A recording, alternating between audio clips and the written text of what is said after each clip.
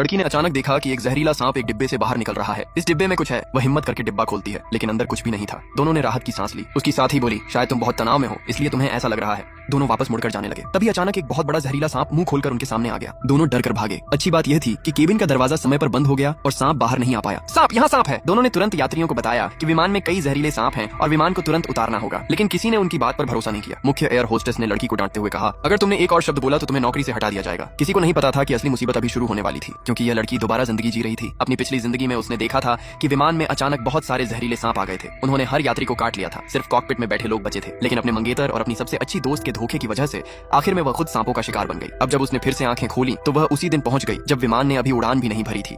सब कुछ पहले जैसा ही था। घोषणा हुई कि 2 घंटे बाद हैचिंग के आसमान में तेज बारिश होगी। उसका बॉयफ्रेंड जो इस विमान का कप्तान था हंसकर बोला, फ्लाइट पूरी होने के बाद सबको हॉट पॉट खिलाऊंगा। लड़की समझ गई कि सब कुछ फिर से वैसा ही होने वाला है। विमान एक बहुत बड़े तूफान में फंसेगा। फिर अचानक हजारों जहरीले सांप पूरे केबिन में फैल जाएंगे और सभी को काट देंगे। इस बार उसने ठान लिया कि वह सबकी जान बचाएगी। मुख्य एयर होस्टेस होने के कारण उसने तुरंत कहा कि सभी सामान की दोबारा जांच होगी, लेकिन सह पायलट ने उसे रोक दिया। उसने कहा, इतनी सुरक्षा के बाद कोई जहरीला सांप विमान में आ ही नहीं सकता। तभी चालाक महिला भी बोली, विमान उड़ने वाला है।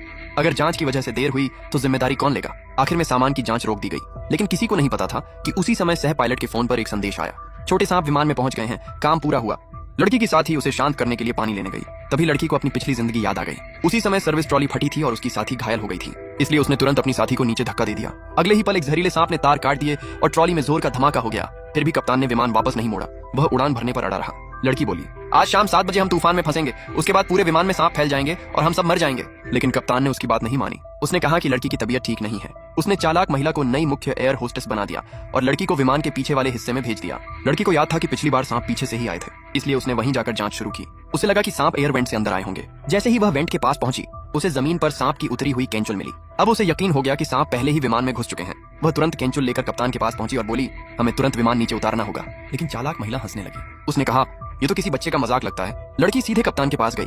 कप्तान ने केंचुल देखी और उसे नकली कहकर जमीन पर फेंक दिया। उसने लड़की को फिर से पीछे जाकर काम करने का आदेश दिया। लड़की का गुस्सा बढ़ गया। उसने कप्तान को एक जोरदार थप्पड़ मारा और कहा, अगर हम तूफान में गए तो सांप पानी की तरह पूरे विमान में फैल जाएंगे, तब तुम किसी को जवाब नहीं दे पाओगे। कप्तान बोला, मौसम विभाग ने सिर्फ बारिश की बात कही है, क्या तुम्हें उनसे ज्यादा पता है। इतने में बाहर जोर की गरज सुनाई देने लगी। लड़की समझ गई कि अब समय बहुत कम है। अगर जल्दी कुछ नहीं किया तो सब खत्म हो जाएगा। उसी समय विमान हिलने लगा।